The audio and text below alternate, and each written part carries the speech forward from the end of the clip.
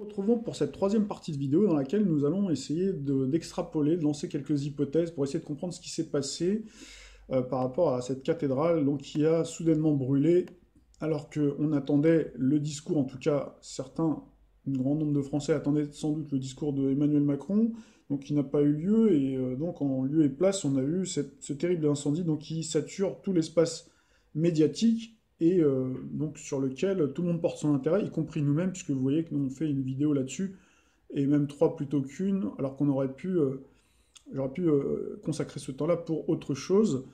Et donc on essaye aussi de comprendre, puisque ça a une dimension extrêmement importante, et ça peut nous en dire beaucoup sur ce qui va se passer plus tard.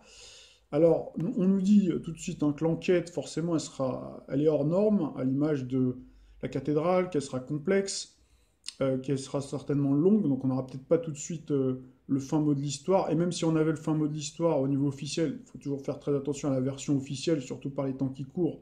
Là, je vous renvoie à toutes les vidéos que l'on a publiées, les explications sur l'état de la presse, l'état des médias aujourd'hui. Donc toujours faire vous-même vos propres recherches, jamais prendre pour argent comptant, même si de l'autre côté il y a une chasse, ce qu'on appelle aux fake news, c'est-à-dire justement ce que nous on fait voilà, en essayant de trouver des éléments de preuve, en essayant de discuter, en essayant de s'interroger. C'est le propre de l'être humain de se poser des questions, mais non, chez les médias, circuler, il n'y a rien à voir. Tout ce qui est vrai, tout ce que des gens arrivent à prouver par A plus B, bon, ils vont décréter à la télévision que c'est faux. Et puis inversement, hein, donc on parle de fake news, etc. Hein. Donc là, attention de ce côté-là, tout en sachant donc là que sur ce reportage, on voit au niveau du titre, on nous dit l'hypothèse d'un court-circuit reste la plus plausible. Et de l'autre côté, quand on regarde le reportage, on voit que les ouvriers ont fait le nécessaire, a priori, au stade où on en est, donc ça peut être que du déclaratif, mais les ouvriers donc disent clairement qu'ils ont tout fait, ils ont tout éteint, hein, ils ont fermé les compteurs, ils ont redonné même la clé, je crois, de façon officielle à un responsable. Donc normalement, a priori, il n'y a pas eu l'hypothèse du court-circuit peut être écartée, tout en sachant que sur le plan astral, on peut retrouver hein, ce problème de court-circuit puisqu'on a Soleil quasi conjonction à Uranus, Uranus donc qui est l'astre de l'électricité qui gère hein, les courants électriques, les courants alternatifs, les courants électriques et avec ce carré à Saturne-Pluton. Donc il peut y avoir finalement un court-circuit. C'est quelque chose qui n'est pas impossible, tout en sachant quand même que si on regarde ce qui s'est passé au Venezuela, il y a bien eu un blackout au niveau électrique, mais d'après certaines sources, c'est aperçu qu'il est probable que ce soit ce qu'on appelle une attaque à distance, hein, donc une cyber, ce qu'on pourrait appeler une cyberattaque. Et oui, aujourd'hui tout est connecté. D'ailleurs, est-ce un hasard si euh, les gens aujourd'hui sont équipés, on nous impose hein, de nous équiper avec donc le fameux Linky, la fameuse boîte jaune. Encore le jaune, hein. On en avait parlé la dernière fois lors de notre précédente vidéo sur la théâtralité de la théâtralité de la politique jusqu'à la télé-réalité. Donc là aussi, il faut bien comprendre que effectivement, on voit de plus en plus d'ailleurs d'incendies qui se déclarent. Euh, à cause, hein, en tout cas c'est ce qui est, les gens qui sont victimes de ça aussi le disent souvent c'est à cause de ça. Après ça peut être autre chose, ça peut être bien entendu comme à l'accoutumée, il y a des incendies par négligence, par inadvertance. Donc là, la thèse de accidentogène existe de toute manière, on ne peut pas l'écarter comme ça. Elle existe, mais voilà, il y a aussi, on est dans cette nouvelle ère, et là c'est symbolisé par Uranus en taureau. Donc là où en fait quelque part il y a ce paradoxe où on nous donne le sentiment que c'est naturel, puisque le taureau c'est le signe naturel, le signe qui est en rapport direct avec ce que je vous expliquais, hein, ce côté ancestral, hein, où même quand on fait la guerre à quelqu'un, dans une phase, si vraiment on est dans une attaque de, comment dirais-je, d'un assaillant, eh ben, c'était le feu qui dominait. Hein. Quand on voulait punir quelqu'un, c'était le feu, on le brûlait sur le bûcher. Vous voyez, c'était vraiment ça. Hein. Donc cette alliance-là, Saturne, Pluton, Uranus. Donc là, on a bien, hein, tout est lié avec le côté terrien, hein, le côté Capricorne, ancestral aussi, hein, moyenâgeux, et avant qu'on invente hein, tous les moyens sophistiqués donc d'attaque. Donc ça, c'est quelque chose qu'il faut vraiment bien prendre en compte, donc là, Uranus en chute, donc qui peut être paradoxal, c'est-à-dire que ça nous donne le sentiment que c'est naturel, mais qu'en réalité c'est sophistiqué, puisque Uranus est une planète de sophistication, une planète effectivement donc qui symbolise bien le modernisme, et on est bien dans cette ère-là, du modernisme. On parlera un peu plus tard de la robotique, voilà, de l'intelligence artificielle, et d'ailleurs c'est ça dont on nous parle, hein. Si on parle de Linky par exemple, c'est conçu sur ce principe-là. Donc voilà, donc ça c'est la première hypothèse que je formulerai, que je n'avais pas mis, hein, qui m'est venue après, voilà, au fur et à mesure des lectures, il y a des choses qui vous interpellent, et donc on va continuer dans cette lancée. Toujours en restant sur la thèse, entre guillemets, accidentogène, donc là on va aller sur un côté peut-être un petit peu plus mystique, un petit peu plus prophétique, avec cette relation un petit peu karmique aussi, hein, où chez nous, en tout cas en astrologie, on dit que il y a toujours une cause, hein, le hasard n'existe pas, donc il y a toujours une explication si on la cherche, et parfois elle peut être ésotérique, et donc voilà, c'est possible que ce soit aussi ce qu'on appelle finalement, que cet événement dramatique peut bien revêtir un symbole de très fort châtiment divin, donc ça peut être un signe avant-coureur de prophéties funestes qui se rapportent depuis très longtemps à Paris pour avoir justement profané une cathédrale, qui reste quand même, quoi qu'il arrive, une maison de Dieu, mais qu'on a transformée en une foire et une attraction purement touristique. Donc ça, c'est quelque chose qui est tout à fait possible, et aussi, même de manière générale, qu'en France, il y a une vraie fracture spirituelle. Donc ça, on aura l'occasion d'en reparler, mais c'est inhérent à la Révolution française, la laïcité, donc qui a amené de bonnes choses, si on veut, d'une certaine manière, puisqu'on vit quand même dans l'ensemble, jusqu'à présent en tout cas, on vivait plutôt correctement bien, mais après, on voit bien aussi qu'il y a une tendance justement à aller vers le tout matériel, vers le tout consumériste, vers voilà, annihiler complètement toute forme de spiritualité. Donc ça, c'est vraiment le dogme. Donc dominant, si vous voulez, l'idéologie dominante.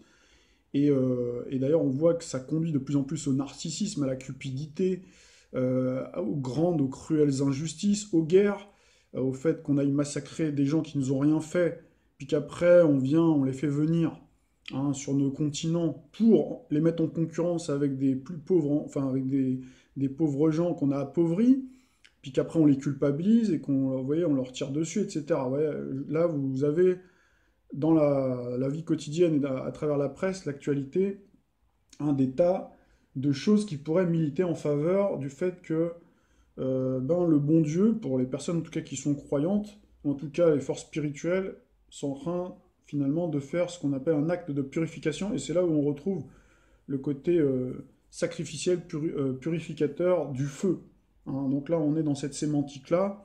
Donc là, après, bien entendu, toutes les personnes qui m'écoutent, il y a des gens, ils vont comprendre, d'autres, ils vont dire, ça, c'est du grand n'importe quoi. Mais c'est une, voilà, il faut essayer d'aborder toutes les possibilités, et on est là pour ça. Alors d'ailleurs, à ce propos, il y a aussi beaucoup de choses dès le départ, hein, dès le début de l'incendie, les gens se sont tout de suite émus forcément, et on a eu, vous le voyez comme moi, là, des ventes de Victor Hugo qui s'envolent sur la cathédrale Notre-Dame de Paris. Hein, donc on a un nouvel engouement pour Notre-Dame de Paris de Victor Hugo forcément, d'autant que il y a des pages, en fait, vous pourrez le regarder, je ne vais pas vous les lire, mais des pages qui ont une dimension aujourd'hui avec le recul prophétique. Donc là aussi, c'est aussi pour ça que je vous parle de cette dimension-là, tout en sachant aussi que là, il y a ce lien entre cette période romantique, cette période justement où Victor Hugo a écrit Les Misérables, et le cycle de Neptune. Neptune qui est un cycle de 164 ans, qui revient tous les 164 ans en Poisson, et qui est à cette époque-là où il y avait une misère humaine, hein, une misère sociale, donc là vous l'avez, les Misérables, hein, c'était l'époque aussi du romantisme, donc là on retrouve bien Neptune, hein, qui est une planète romantique, l'octave supérieure de la Lune, donc qui est extrêmement romantique, effectivement, et qui vous parlait justement de cette période-là, très sombre, hein, pour les prolétaires, pour les pauvres. Et on retrouve bien aujourd'hui ça d'ailleurs, hein, avec le mouvement entre guillemets des Gilets jaunes, mais il n'y a pas que, il y a des gens qui l'ont peut-être pas forcément embrassé, mais qui sont aussi très pauvres, on a les SDF d'ailleurs. Donc voilà, hein, donc là on est dans cette dimension-là. Il y a un autre symbole fort dont je voulais vous parler tout de suite, c'est la fameuse flèche de Notre-Dame. L'autre symbole fort de Paris qui s'est écroulé en même temps que l'édifice, c'est la flèche, hein, de Notre-Dame qui s'est effondrée, et donc qui confirme, c'est ce que j'avais lancé comme piste, hein, que finalement notre pays perd le nord, puisque la flèche justement a indiqué une direction. Donc là, il y a une fidèle lectrice, hein, Audrey, que je remercie, qui a fait l'analogie avec la flèche du centaure, symbole du Sagittaire, qui pointe sa flèche vers le ciel. Le Sagittaire est effectivement le symbole de l'élévation, de la pensée élevée et de la religion, et on a bien effectivement cette valorisation sur le plan astral avec Jupiter, comme vous avez pu le constater sur les vidéos précédentes, puisque Jupiter est dans son domicile en Sagittaire. D'ailleurs, on constate, hein, que là, il y a des projets, hein, de reconstruction, forcément, et on voit des titres comme ça qui commencent à fuser pour préparer l'opinion de Notre-Dame de Paris vers une reconstruction moderne. C'est-à-dire qu'on changerait, hein, la structure, l'architecture. Forcément, c'est toujours difficile de retrouver à l'identique, hein, l'architecture, mais c'est vrai que s'il n'y a pas un respect de la version originale, forcément, ça va beaucoup choquer les fidèles, les gens qui sont amateurs d'art aussi. Et là, vous voyez, on parle bien du modernisme aussi, hein, quelque part. Là, on retrouve bien Uranus en taureau, donc, qui transforme en fait, hein. Donc là, attention aussi à la colère des gens. Donc on s'achemine aussi vers ce côté-là où moi j'avais dit que c'était assez surprenant, quoi, qu'on voit cette corrélation entre Emmanuel Macron, donc, qui était attendu pour s'exprimer et de pied ferme par beaucoup de gens, puisqu'il avait normalement des annonces fortes à faire, et puis tout à coup, voilà ce revirement de situation où on se retrouve avec cette cathédrale, donc notre cathédrale Notre-Dame de Paris qui brûle. Donc là, on s'achemine aussi vers un éventuel, ce qu'on pourrait appeler un complot de l'oligarchie. Donc forcément, là, on rentre dans la thèse, ce que les médias appelleraient la thèse complotiste, mais comme on dit, le complot, il n'est pas toujours du côté vers lequel on croit, hein. D'ailleurs, ça a été dit récemment, je voulais vous passer d'ailleurs à l'époque la vidéo, on a eu récemment là sur tous les plateaux Monsieur Philippe de Villiers qui tout à coup donc a carrément voilà, balancé, je crois, il y a tout un livre, hein, qui s'appelle J'ai tiré sur le fil du mensonge, quelque chose dans ce goût-là, et où carrément il dit que l'œuvre, la construction européenne, hein, donc c'est une œuvre complotiste, quoi. Et ça, il l'a dit sur tous les plateaux, il n'y a pas besoin, il s'est pas fait trop taper dessus, alors qu'il y a un an, il y a d'autres personnes, notamment Monsieur François Asselineau, qui disait exactement la même chose et qui n'a pas eu le même accueil, quoi, hein. Donc voilà, tout ça pour vous dire que ça me fait, commence à me faire vraiment à la fois rire et en même temps ça m'exaspère d'entendre ce mot-là à chaque fois. Complotiste, c'est pour dire circuler, il n'y a rien à voir. Or, nous, on est des êtres humains et une de nos facultés, c'est quand même d'arriver à comprendre, d'être doté d'une intelligence, si tant est qu'on veuille encore s'en servir. Donc après, si les gens veulent avancer comme ça et ne pas essayer de comprendre, essayer de chercher à comprendre parce que leur vie leur convient bien, tant mieux pour eux. Donc laisser les gens qui veulent chercher à comprendre et qui veulent aussi mettre une empreinte, hein, dans le destin, leur destin bien sûr personnel, mais également le destin collectif. Les deux sont pas, on peut pas dissocier les deux. Les deux sont de toute façon liés, surtout aujourd'hui. C'est pour ça que quand on nous dit que le plan com a capoté, là je reviens sur l'article de presse que j'avais présenté dans la première partie, donc je suis pas d'accord, puisque que ce soit un accident, donc ça peut être un accident, ou que ce soit justement une combine donc de l'oligarchie, quoi qu'il arrive, Monsieur Macron, finalement, il s'en sort bien, puisque cette séquence-là lui permet déjà, d'une part, de ne pas avoir à s'expliquer, puisque c'est des explications, de toute façon, on sait qu'elles ne seront pas à la hauteur des attentes, puisque on a bien vu que dans le grand débat, tout est verrouillé, etc. Là, je vous renvoie à des articles que j'ai déjà faits, je ne vais pas m'étaler là-dessus.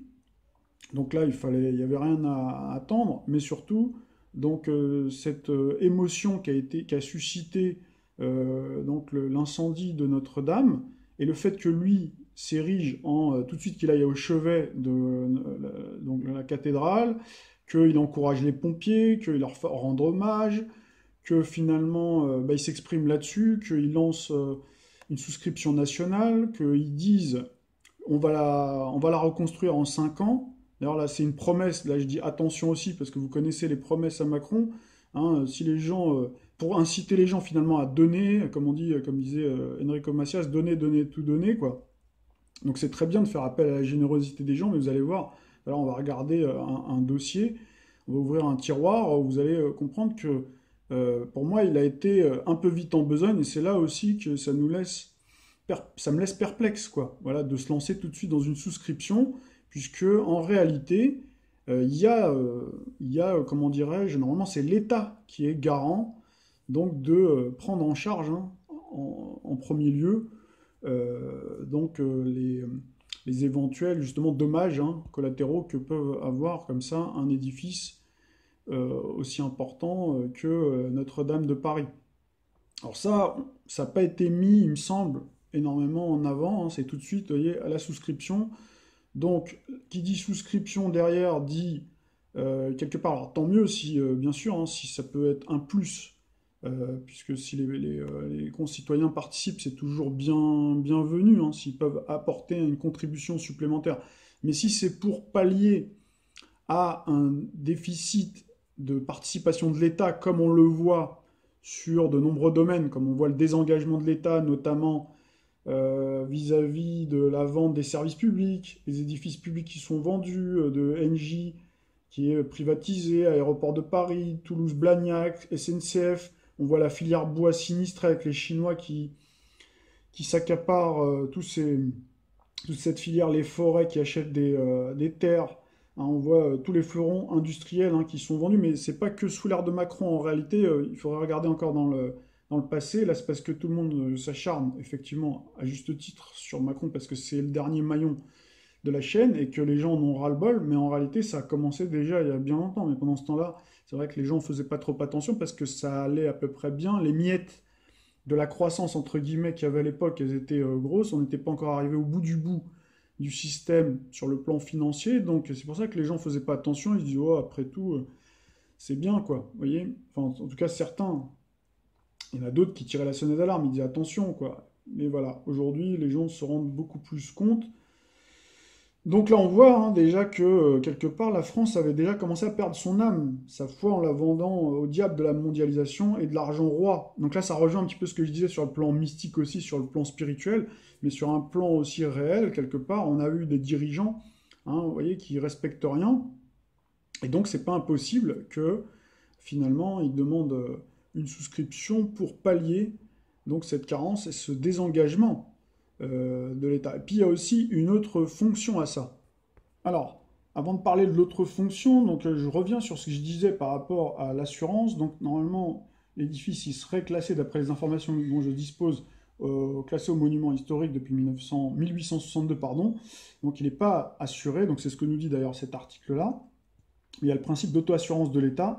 Donc c'est l'administration normalement qui a la responsabilité de son entretien, mais il y a la ville de Paris qui s'est associée à l'État, notamment en 2015 avec Anne Hidalgo, qui a signé une convention d'État de la ville et le diocèse de Notre-Dame pour justement lancer des travaux dont on parle, hein, qui s'élèveraient à 150 millions à la base, hein, c'était 150 millions d'euros grosso modo.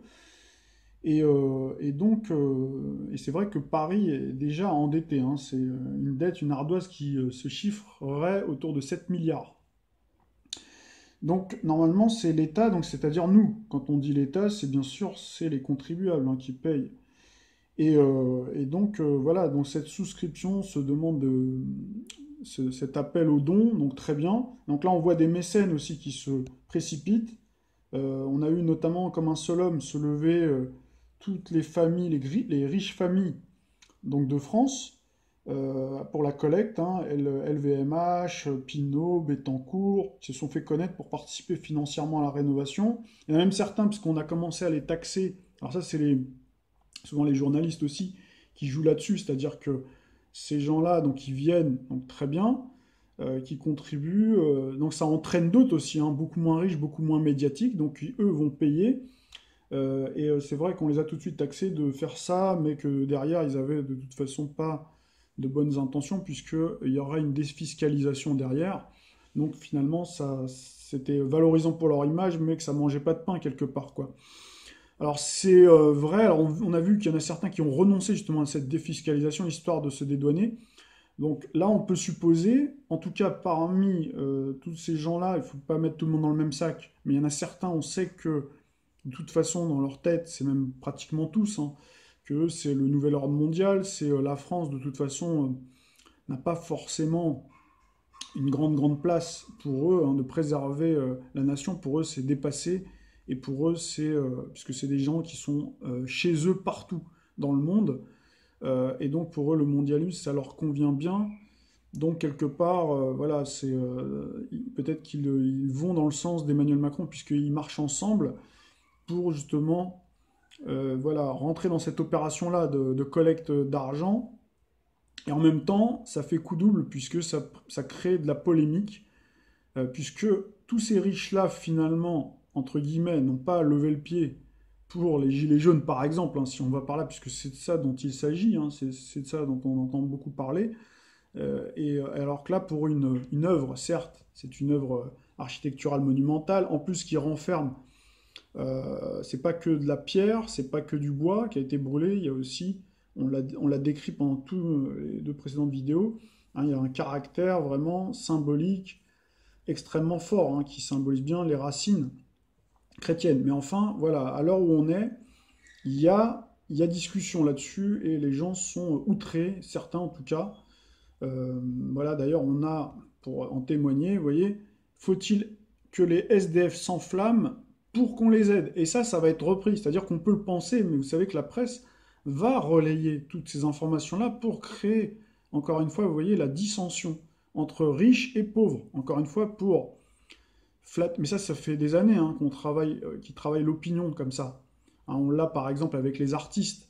À chaque fois, la stratégie, ça a été de jeter l'opprobre sur les footballeurs ou les chanteurs. En réalité, c'est des gens qui sont beaucoup plus proches que nous, même s'ils ont réussi, s'ils ont eu la chance de réussir parce qu'ils ont du talent, parce qu'ils ont travaillé dur, ou même, voilà, ça peut être un entrepreneur. Il y a des gens qui peuvent être envieux. Donc là, les médias savent faire ça. Ils flattent les bas instincts. Donc chez certains, ça suscite la jalousie. Alors qu'en réalité, chez eux, même s'il y en a certains qui ont fauté, voilà, c'est rien en comparaison avec ce que j'appelle, moi, les ultra riches, quoi. C'est même pas une question de richesse, c'est une question de la manière dont on l'a gagné, l'argent. Ça, il faut vraiment que les gens, maintenant, se le mettent dans la tête, parce que là, j'entends des choses, je vois des choses où les gens perdent complètement le nord. D'ailleurs, ça correspond bien à la chute hein, de la flèche, justement, où les gens mélangent tout, et sous prétexte, par exemple, que quelqu'un est pauvre, ben, il va se draper de toutes les vertus. Et quelqu'un qui est riche, donc c'est forcément quelqu'un de sale. Alors qu'en réalité, moi, je connais des gens, parce que je fréquente tous les milieux grâce au beau métier que je fais, des gens qui sont très riches, qui sont admirables, qui sont des vrais patriotes, qui sont dans l'empathie, qui sont généreux. Et puis, moi, je connais des gens aussi qui sont pauvres, d'ailleurs, même des gens qui viennent des fois, vous demander une consultation gratuite pour vous dire qu'ils osent, et puis en plus, après, ils vous insultent si vous leur dites que, ben non, vous pouvez pas, pour plein de raisons, etc., etc. Hein. Donc, voilà, donc tout ça, c'est fait pour, encore une fois, vous voyez, cliver. Donc, voilà cette opération qui crée non seulement une diversion, puisque ça sature l'espace médiatique, tout le monde en parle, en même temps, ça continue, vous voyez, ce que je vous expliquais précédemment, ça clive dans tous les sens, c'est-à-dire qu'il y a encore un découpage, et en plus, donc ça a le mérite donc de faire rentrer de l'argent, a priori, donc de faire des tours de passe-passe, là après on ne sait plus trop, vous voyez, après il y a plein de titres de presse, vous voyez, est-ce que l'État peut se retourner? Après l'État peut très bien dire, ah ben comme il n'y a pas d'assurance, etc., nous on peut plus, ou on peut jusqu'à une certaine somme, et puis après les gens généreusement, justement pris par l'émotion, vont donner, très bien. Comme à Phuket en 2004, ils ont donné c'est des millions, je sais même pas, je crois que ça atteint des sommes vraiment astronomiques, et puis après vous vous apercevez que cet argent-là, hop, a été capté par des personnes, par des organismes, des personnes qui n'ont rien à voir, quoi. Et les gens concernés, comme là par exemple la vraie cause qui est la Notre-Dame, donc ne sera peut-être pas impactée, ou alors vous voyez, ils veulent la construire peut-être sur un format qui sera beaucoup moins cher, ou voilà, ou alors la construction prendra du temps, et puis après finalement la parole donnée, la parole politique, comme on sait, que la parole politique elle est souvent à géométrie variable, dans quelques temps ils abandonneront le projet, ou il y aura quelque chose comme ça qui fera encore monter la colère. Donc là, on retrouve bien encore l'idée de colère, hein, vous voyez, d'émotion, de mélange d'émotion et de colère. Donc là, on retombe hein, sur tout ce qu'on a vu sur nos vidéos consacrées aux gilets jaunes, hein. Tout ça, ça fait partie c'est du même acabit. De toute façon, aujourd'hui, ça devient très difficile, c'est ce que j'expliquais avant, toute cette séquence-là, quand on est rentré dans ce cycle Jupiter-Neptune, c'est aussi pour ça, c'est ce que je vous disais, que j'avais été un petit peu... je m'étais ravisé, je me suis dit, waouh, ça va être dur de faire des vidéos, parce que là, on va rentrer dans un climat où il y aura du gloubi-boulga, où ça va être voilà, de l'imbroglio tout le temps, il faudra démêler le vrai du faux, ça demande beaucoup, beaucoup de temps, beaucoup d'énergie, donc là, je le fais comme ça, par séquence, parce que là, ça me paraissait important de faire ce break-là. Donc là, par exemple, sur ce qu'on avait eu sur les Gilets jaunes, l'incendie du Fouquet's, a-t-il été déclenché par une grenade lacrymogène? Donc vous voyez, après, ça lance des polémiques. En fait, c'est des polémiques sur polémiques. Pendant ce temps-là, ça détourne l'attention. Et puis, ça coup double, encore une fois, puisque là, si vous regardez les images, donc il y a de fortes probabilités que finalement, le Fouquet's, qui n'est pas, d'ailleurs, qui n'est pas un monument du même acabit, bien entendu, hein, et de la même dimension historique et culturelle que Notre-Dame. Mais c'est vrai que les conditions comment elle a été incendiée, c'est quand même assez suspect, puisqu'on jette l'opprobre sur les gilets jaunes, donc c'est possible que ce soit eux. Après, on nous dit que c'est peut-être un CRS qui aurait allumé la mèche, d'ailleurs on le voit sur les images, et puis on constate d'ailleurs que pendant le saccage du Fouquet's, c'est vrai, j'ai regardé les vidéos, les CRS, etc., ne bougent pas vraiment, donc tout est fait. Après, on sait qu'il y a les Black Blocs derrière qui sont financés pour tout casser, et on sait que les forces de l'ordre aussi sont sous ordre pour pas intervenir. Donc ça aussi, vous voyez, vous voyez, on en retrouve encore le feu, hein. Le feu, c'est aussi fait pour détourner l'attention, c'est aussi fait pour créer... c'est un acte de guerre aussi, hein, cette symbolique-là aussi quelque part, hein. Et donc là aussi, c'est à nouveau pour jeter l'opprobre sur les pauvres, entre guillemets, les gilets jaunes, puisque donc on a saccagé le Fouquet's qui en réalité, donc c'est un monument, enfin c'est un restaurant qui existe depuis très longtemps, donc ça fait partie du patrimoine national, mais ça a revêtu depuis 2007, puisque ça reste quand même un établissement de luxe, mais ça a revêtu une autre connotation, la connotation du luxe, de la suffisance, de la condescendance, voilà, de la richesse, mais mal placée, quoi, cette fois-ci, avec la relation pouvoir-État, avec Nicolas Sarkozy, quand il est allé fêter sa victoire en 2007, en compagnie des grands patrons, alors que pendant toute la campagne, donc il s'était présenté un petit peu comme le sauveur du peuple, etc. Et les médias ont tout fait pour monter en épingle ça, alors que en fait, les autres fois, je pense que François Mitterrand, enfin, je sais pas, hein, mais il y a d'autres hommes politiques aussi qui ont été mangés. C'est pas, c'est pas quelque chose de complètement surréaliste à partir du moment où qu'ils payent pas avec les deniers publics, quoi. Mais d'aller manger au restaurant, même pourquoi pas avec des grands patrons. On peut très bien imaginer qu'un président, s'il reste vraiment à sa place, s'il n'était pas, s'il n'y avait pas ses accointances comme ça à ce point-là avec les puissances d'argent, on peut imaginer qu'un président de la République puisse se manger. Alors c'est vrai qu'on parlera de Général de Gaulle qui payait ses factures d'électricité et puis qui ne s'adonnait pas à ce type de spectacle, etc. Certes. Mais voilà, tout ça pour vous dire que cette connotation-là du Fouquet, ça a été quand même pas mal dévoyé. Et puis vous voyez, là après, on peut très bien imaginer que le feu a été mis par ces gens-là, en fait, de l'oligarchie, pour après faire marcher les assurances. Il y avait peut-être un deal avec les patrons qui devaient peut-être rénover l'établissement.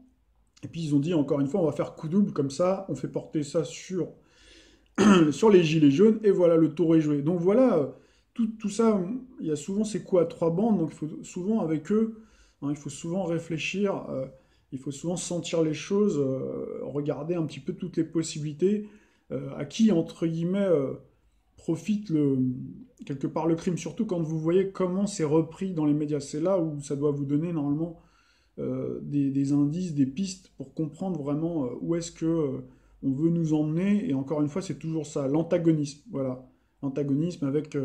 Ils ont même pris, j'ai vu des témoignages de gens donc qui avaient même des fragments du Fouquet's, quoi. Alors après, est-ce que c'est des vrais gilets jaunes? Est-ce que c'est pas des vrais?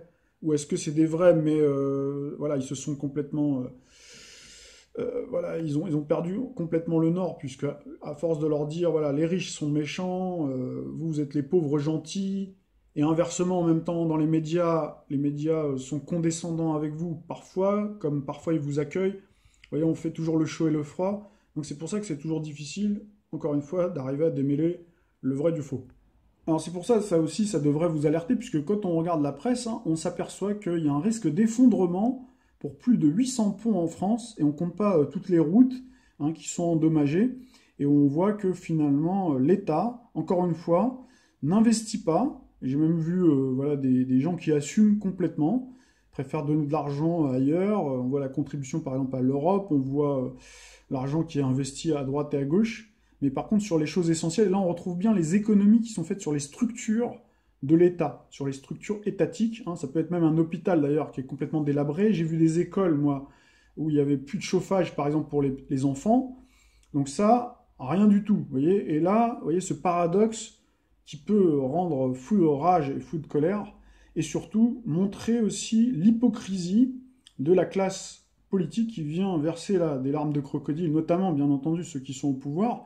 Et là, tout à coup, on est ému par rapport à cette œuvre architecturale. C'est vrai que l'art, c'est quelque chose qui peut-être qui concerne plus les élites. Hein. Les élites sont plus enclins peut-être à investir peut-être dans l'art que quelque chose qui touche au peuple. Au peuple, les routes, les gens, eux, ils prennent des hélicoptères où ils ont des... voilà, ils ont des routes, pas tous, hein, bien entendu, il y en a qui roulent en voiture, mais en gros, voilà, le peuple, c'est lui qui trinque, c'est lui qui subit les embouteillages, c'est lui qui a le stress pour aller au travail, et c'est lui qui, malheureusement, le jour où ça s'effondre, hein, donc c'est catastrophique, là. Et là, encore une fois, on peut se poser des questions. Est-ce que ces gens machiavéliques, malsains, ne font pas exprès de laisser ça quelque part? Là aussi, encore une fois, on retrouve le coup double, c'est-à-dire que cet argent-là, ils investissent plutôt dans le puissant fond de la dette qui en fait va continuer, hein, ça s'arrêtera jamais. Hein. Tous les gens en fait qui croient que tout ça c'est pour la dette, effectivement, c'est plus pour continuer à maintenir sous assistance respiratoire et sous perfusion le système. Hein. Quand on fait tous ces transferts-là, ces transferts étatiques hein, de l'État que nous on a payé, que nos parents, en tout cas surtout nos grands-parents, toutes les routes, etc. Hein, les autoroutes, par exemple, qu'on a cédées à Vinci, eux, se remplissent les poches. Donc c'est très bien. Pareil avec la SNCF, ainsi de suite. On laisse pourrir, en fait, le tout. En même temps, ça déstructure l'État. Les gens sont perdus, les gens sont affolés. On a une diversion aussi, puisqu'on en parle. On dit, oh là là. Et puis après, vous avez ces hommes politiques qui viennent après jouer les pompiers après coup. Mais voilà, c'est une comédie, quoi. Parce que normalement, si il y avait un véritable engagement et un véritable... Ici, ils étaient vraiment concernés et qu'ils n'étaient pas inféodés à tout ce système-là financier, hein, ils mettraient tout en œuvre pour anticiper justement sur ce type de drame. Comme là, on le voit, hein, pourtant tout le monde le sait, vous voyez. Et encore là, je prends juste cet exemple-là. Donc voilà, tout ça me milite en faveur du fait que Emmanuel Macron, bon, et toute tous ces acolytes hein, du gouvernement, pour moi, c'est beaucoup d'esbrouf, quoi. Hein, voilà.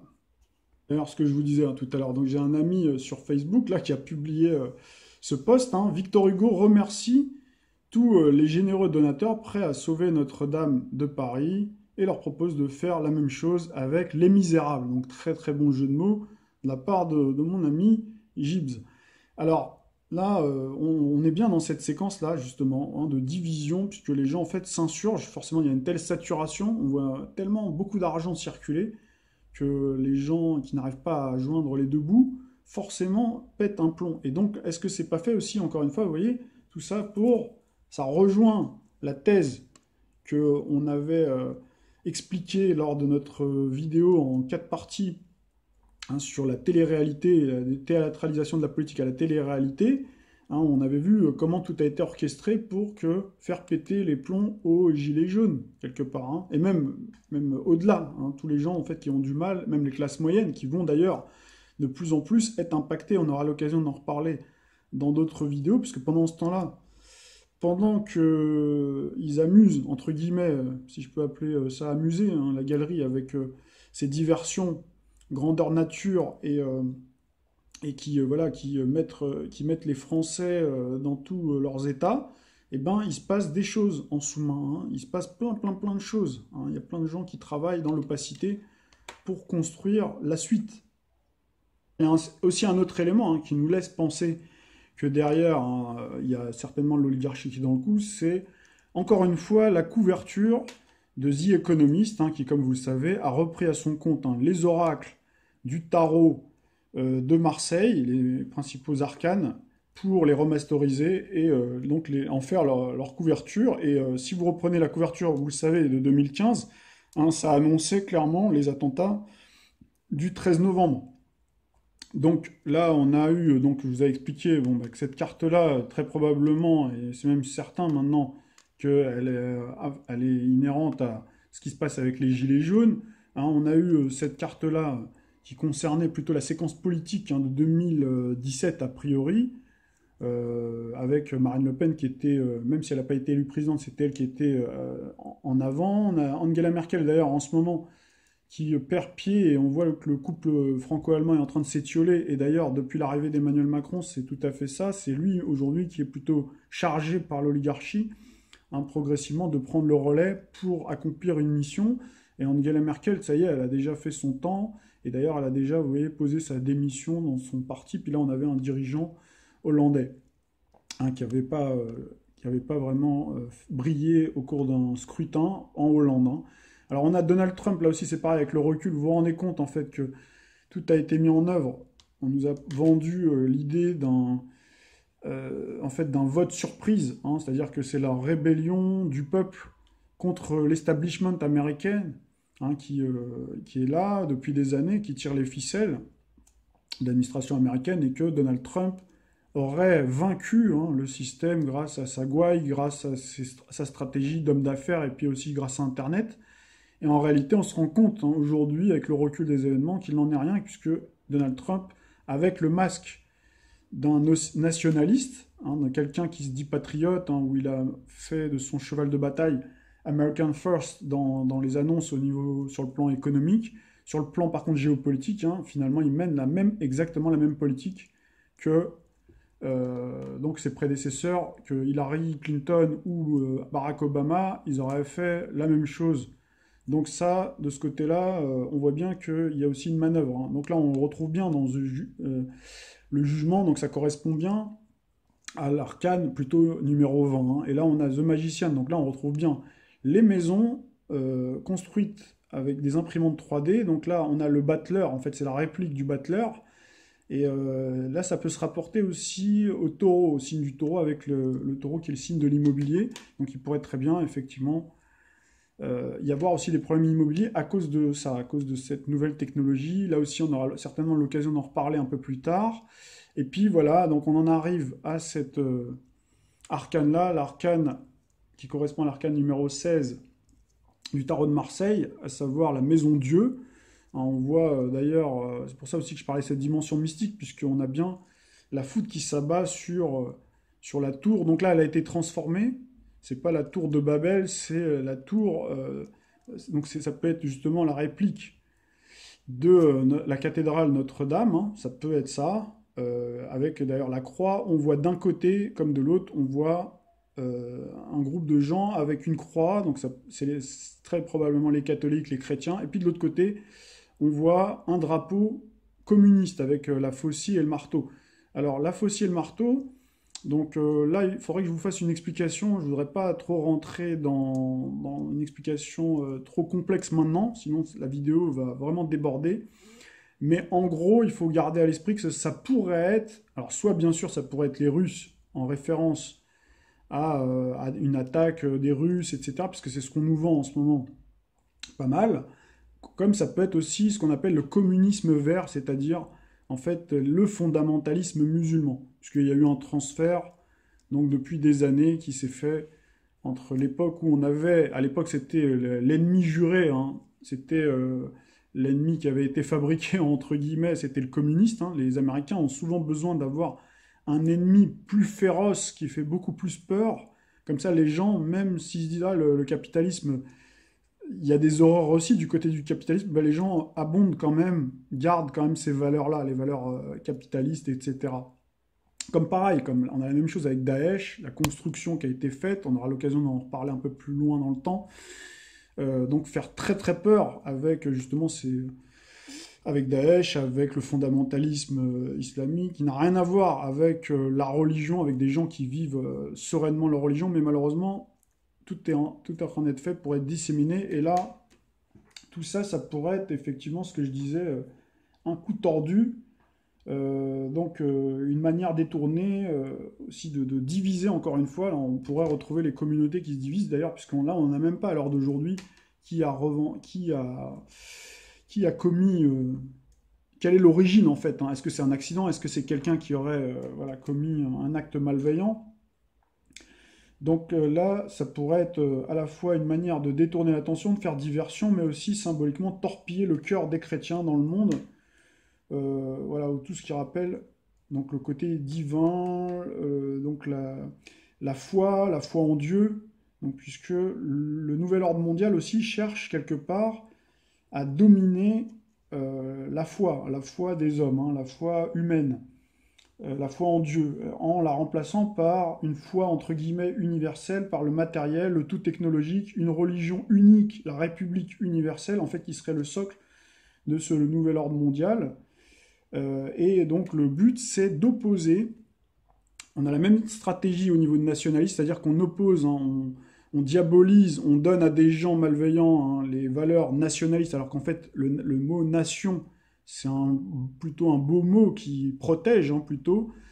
Et donc on le donne à des gens malveillants, après on les diabolise, etc., pour en faire vraiment quelque chose d'abject, pour après créer des tensions entre les gens. Donc là, ça c'est du côté nationaliste, et puis on a la même chose du côté religieux, quoi. On crée, voilà, on fait de la...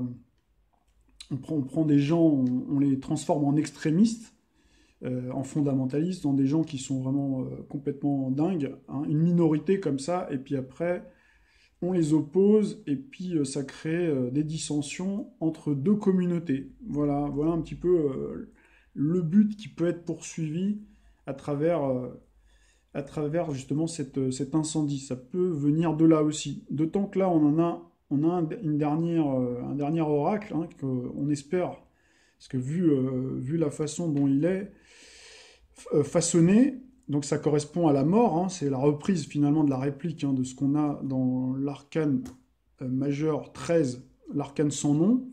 Et là, on voit un nuage nucléaire, on voit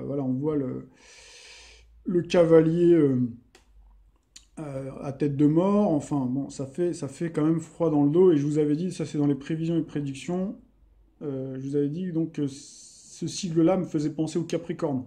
Donc le Capricorne, là où on retrouve justement Saturne-Pluton. Donc voilà, on a un nuage nucléaire. Voilà, on espère vraiment que ces prophéties autoréalisatrices qui se sont à chaque fois réalisées, ben, ne vont pas se réaliser pour le dernier oracle. C'est fou, hein, la similitude qui existe entre cette carte-là et puis la couverture de Charlie Hebdo. Hein, on retrouve en fait la caricature d'Emmanuel Macron, mais vous voyez avec les têtes comme ça, la tête avec les cheveux, et donc ça nous fait penser quand même pas mal. La forme en tout cas, on retrouve beaucoup la forme de l'arcane. Hein. Je vais terminer cette vidéo par un message positif et un message de paix. Donc pour déjà remercier toutes les personnes de la chaîne, les personnes qui me font l'amitié de me suivre sur des vidéos qui sont souvent très longues, ceux qui partagent, diffusent l'information, et puis bien sûr pour vous adresser à vous donc un message de paix, de garder donc toujours la tête froide malgré les événements, même s'il y a de quoi se mettre parfois en colère contre toutes ces cruelles injustices, mais voilà, de ne pas tomber justement dans le piège vers lequel on veut nous emmener, et de diffuser surtout l'information en discutant, parce que les réseaux sociaux, il est probable qu'au fur et à mesure du temps, que ce soit de plus en plus difficile de communiquer. Moi je m'en rends compte d'ailleurs, les algorithmes hein, jouent beaucoup, et donc n'hésitez pas à parler ouvertement, même s'il y a des gens au départ qui ne voudront pas vous écouter, pour leur expliquer comment les choses vraisemblablement sont en train de se produire, avec des arguments, des éléments de preuve. Je sais qu'il y a beaucoup de gens, moi j'ai rencontré il n'y a pas longtemps quelqu'un qui avait 87-88 ans, qui avait une analyse vraiment très très juste de la situation. Donc, et puis il me disait que dans sa famille, personne l'écoutait. Quand il donnait des conseils ou quand il expliquait en tout cas les choses, qu'on lui disait que c'était quelqu'un qui était complètement déconnecté, quoi.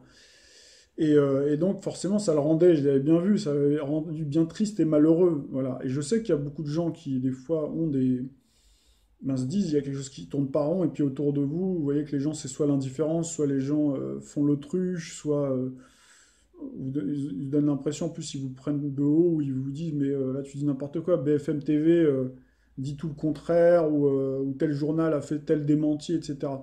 Donc moi je vous dirais, voilà, surtout rester sur voilà, vos impressions, enfin ce que vous avez vu, quoi, hein, même par vous-même, parce que là, il y en a qui, je sais, qui viennent chercher, c'est une confirmation de ce qu'ils savent déjà, parce qu'il y a plein de possibilités maintenant de s'informer encore. Mais jusque quand ça va durer? Donc là, telle est toute la question, hein. Voilà, donc je vous dis à très bientôt pour une autre vidéo.